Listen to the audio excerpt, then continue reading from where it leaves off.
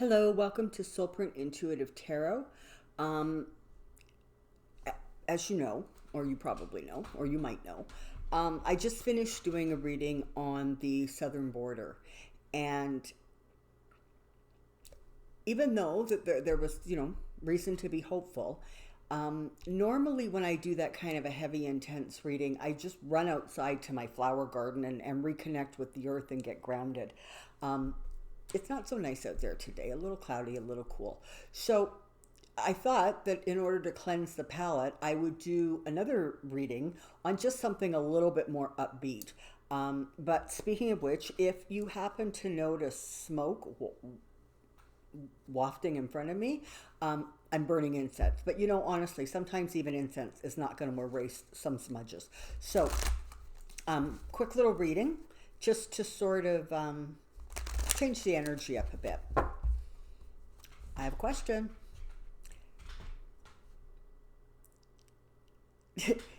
Twitter just announced, and I don't tweet and I don't Twitter and I don't get it. But, anyways, they just announced that they are going to be putting labels on political messages that basically say sort of this does not adhere to Twitter's policy, but in the interest of public information, we're going to allow this to go forward. But the algorithm is going to reduce the exposure of the tweet, and it's sort of literally going to happen predominantly on Trump's Twitter account, where they are literally going to be kind of reining him in and saying, you just can't talk like that. So that's really cool. That's I find that really kind of entertaining. So I want to just do a quick few card spread and just find out how Mr. Trump, bully of the world, is going to feel about the fact that Twitter has sort of hamstrung him. He's going to start screaming, I'm sure, about free speech, and that's fine and wonderful, and that's an amazing thing. However, he is exactly the same person who uses free speech to allow him to get away with what he wants, but then he wants, newspapers and cable companies and television stations and people who don't agree with him, like, obliterated. This is a man who really, really thinks that he can sit on opposite sides of the fence all day long and that poke isn't going to hit him in the butt. I think it will. Okay, so let's bring this down. My first question is, Trump and Twitter, how's he going to react? Trump and Twitter, Trump and Twitter, Trump and Twitter.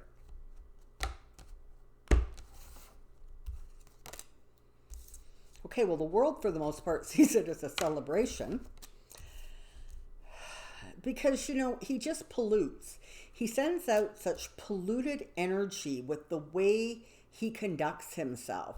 The world has enough of that negativity, honest to goodness. Don't need any more from him. This is a good idea. It's going to be really well received, and it's going to gain acceptance very quickly, and his reaction is going to be fairly quick also. And it will be, I'm being attacked.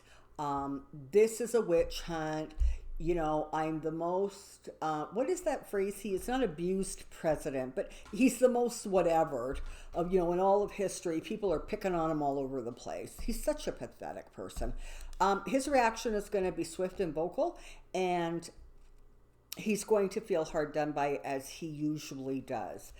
But, they're trying to achieve a balance. They're trying to be a little bit more transparent, Twitter is, and they want people, it's sort of like they're sending out a warning shot saying, you know what, we try not to limit what goes on here, but there are lines that are getting crossed, and we don't want them crossed anymore. Enough is enough. Yeah. Trump's going to be a little emotional about this. He's not going to let it lie. He's going to go on and on. But it's going to put him in his place a little bit. If nothing else, it will slow down the spread of his crap, of the stuff that comes spewing out on his Twitter account, and rein it in at least a little bit, so at least not everybody gets constantly exposed to it. And frankly, Twitter's going to win. Twitter is going to win on this. They are not going to lose. This is a situation that they're within their rights to do. It is not hampering free speech, and they're going to have the upper hand in this situation. And of course, here's Trump, falling. And the Fool, which is, as you know, one of my trump cards. And he, of course, is going to feel stabbed in the back and picked on, and life is horrible, and nobody loves me. Well, guess what, Trump? There's a change a-coming for you, and I don't think you're going to like it so much. All right. That's Trump and Twitter. The other thing I just want to take a quick look at is some of the stuff that came down from Scotus today. So there was the thing about the census question. Looks like it's not going to be allowed, or certainly right now it doesn't look like it's going to be allowed on the citizen question on the census form for 2020. So that was one. The other decision that came down was the one about the gerrymandering, and they basically said, you know what, this is not for the Supreme Court to figure out. This is for your legislators, and let the legislators do their job and figure it out. The problem, of course, is that the system is like kind of a wee bit broken, and so that's putting it kind of in an environment where I'm just not exactly sure that anything is going to get done. But again, this is one of those situations where public opinion and public pressure will create the environment where these legislators don't have any choice but bend to the will of people. And, I get it that, they are in the pockets of big business and big company. I get all that. But you know what? The power of the people is strong, and it can accomplish a lot of really, really beautiful and brilliant things. So let's do Scotus. Let's just see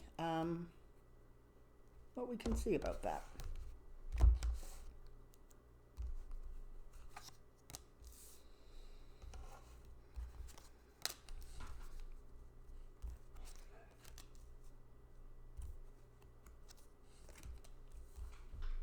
Okay.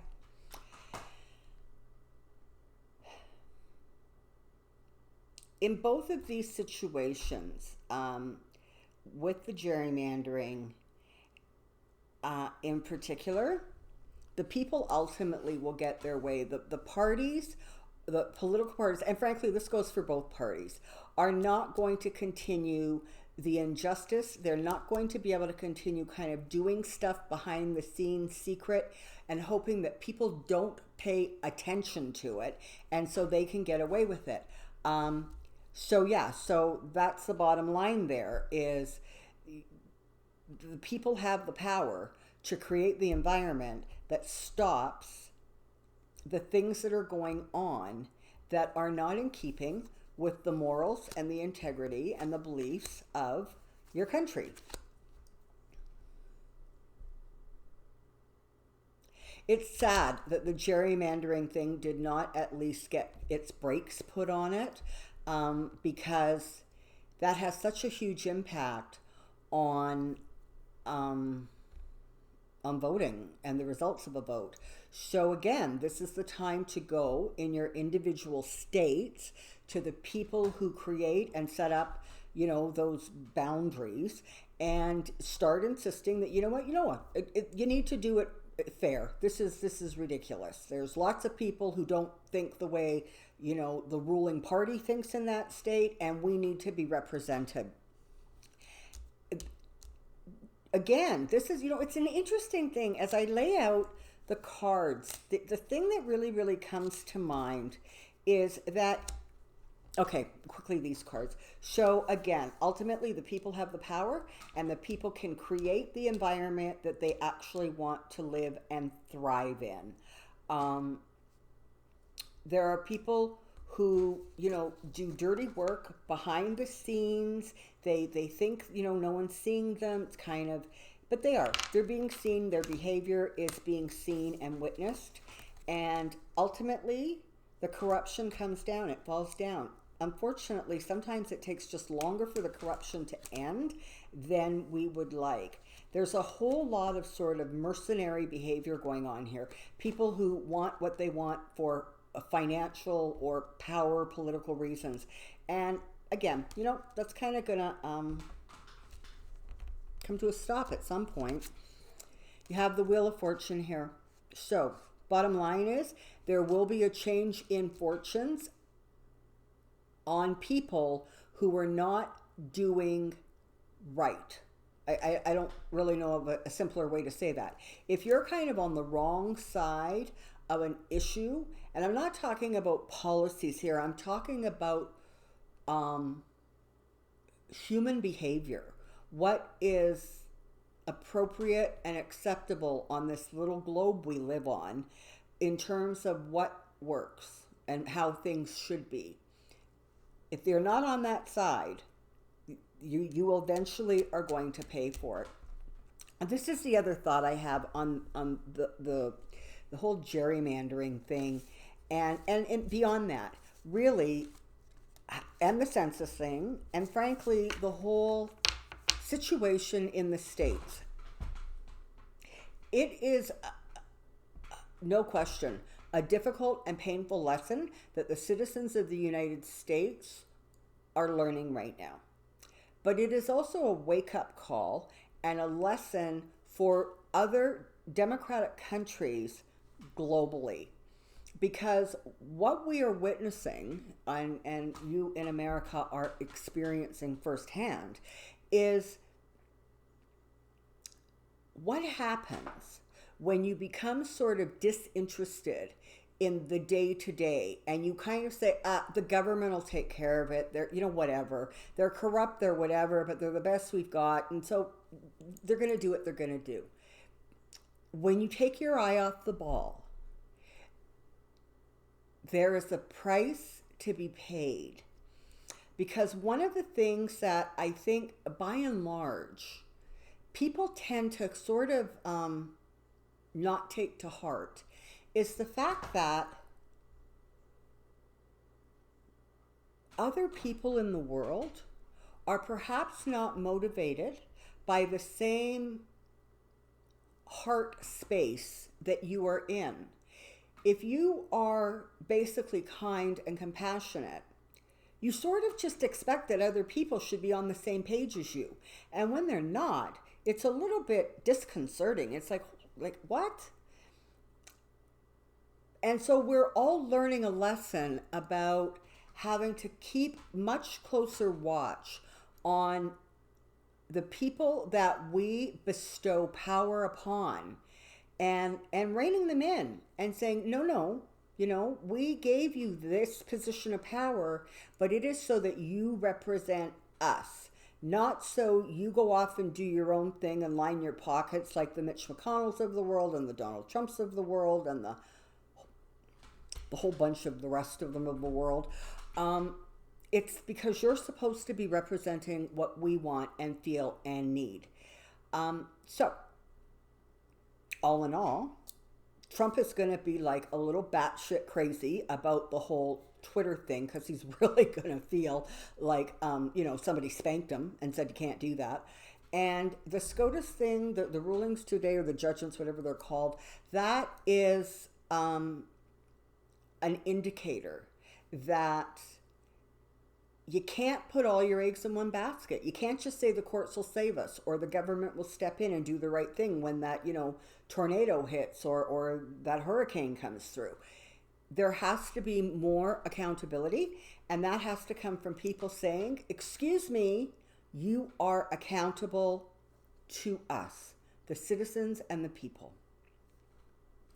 So that's the end of this lecture for today.